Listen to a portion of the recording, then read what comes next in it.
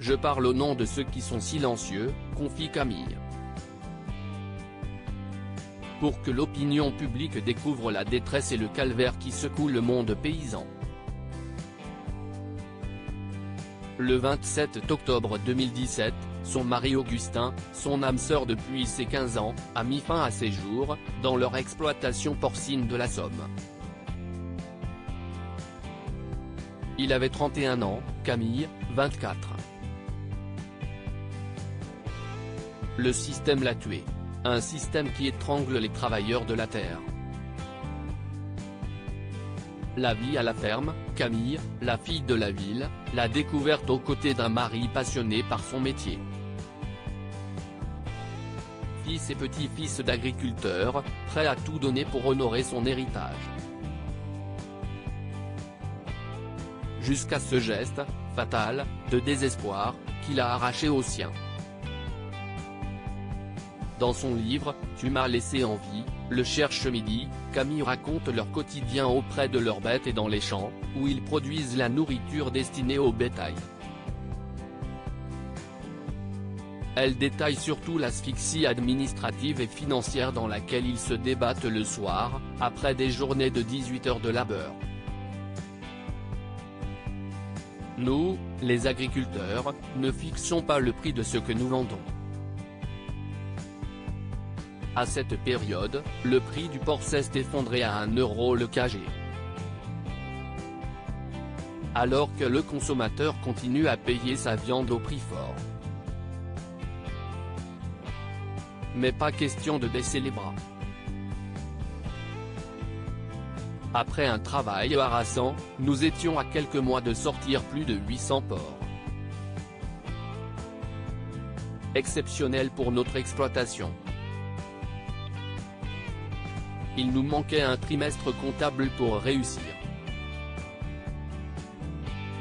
Nous avons alors demandé à la banque d'avancer de 3 mois notre prêt lié aux subventions européennes. Une formalité qui nous a été refusée.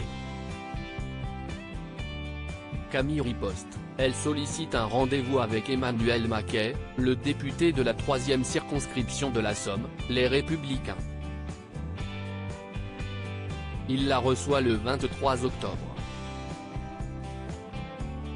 Le compte bancaire de l'exploitation vient d'être crédité de 9 500 €. Sensible à mes arguments, il a envoyé un courrier à la banque avec l'entête de l'Assemblée nationale. Les jours passent et la pression s'accroît sur le couple. Augustin ne dort plus. Unis dans la tourmente avec le frère d'Augustin, les 3 jeunes agriculteurs redoublent d'efforts. Au petit matin du 27 octobre, avant d'aller nourrir les bêtes, Augustin confie à sa femme qu'il n'a plus envie d'être agriculteur. Je lui ai répondu que je respecterais son choix. À midi, personne ne le voit revenir. Augustin sera retrouvé pendu dans le grenier de l'exploitation. Le destin s'acharne. Le lendemain, en revenant des pompes funèbres où Camille a choisi un cercueil pour son mari, la jeune femme découvre que le compte bancaire de l'exploitation vient d'être crédité de 9 500 € par leur banque. Le prêt pour lequel j'avais bataillé bec et ongles était enfin passé. La lettre du député avait changé la donne. Un jour trop tard, enrage Camille. Digne, elle restera 4 mois à gérer l'exploitation avec le frère d'Augustin, jusqu'à la liquidation. Même effondré, on se doit de continuer, du matin au soir, de s'occuper de nos bêtes. Si est difficile pour un agriculteur de renoncer. Une exploitation, si est un héritage. Augustin était très attaché à cette idée de transmission, lui qui rêvait de devenir papa.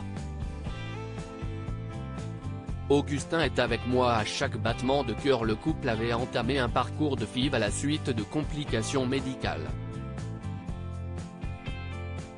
Faute de temps, accaparés par leur travail, ils n'ont pas eu le temps d'aller au bout du protocole. Lorsqu'on est agriculteur, l'arrêt maladie n'existe pas. Les vacances, non plus. Camille a dû renoncer à leur embryon, cette promesse d'enfant qui les attendait à la clinique.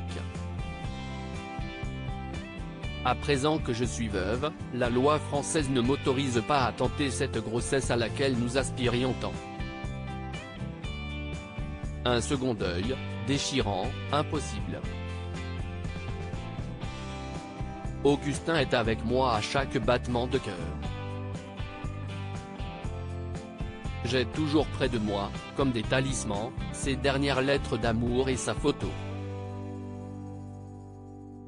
3 jours après le décès de son amoureux, Camille a lu dans le journal qu'un éleveur de porcs dans l'Aisne s'est suicidé, après avoir tué ses 3 enfants et son épouse.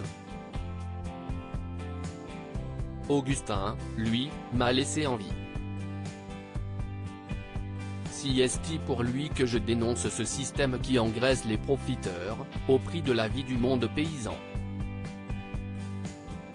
À propos de l'auteur Christelle Gaboris, derniers articles ce Gérard, de peur de passer pour un attardé, j'ai caché que j'étais illettré. La maîtresse du capitaine du Costa Concordia balance, avoue que tu voulais abandonner le navire.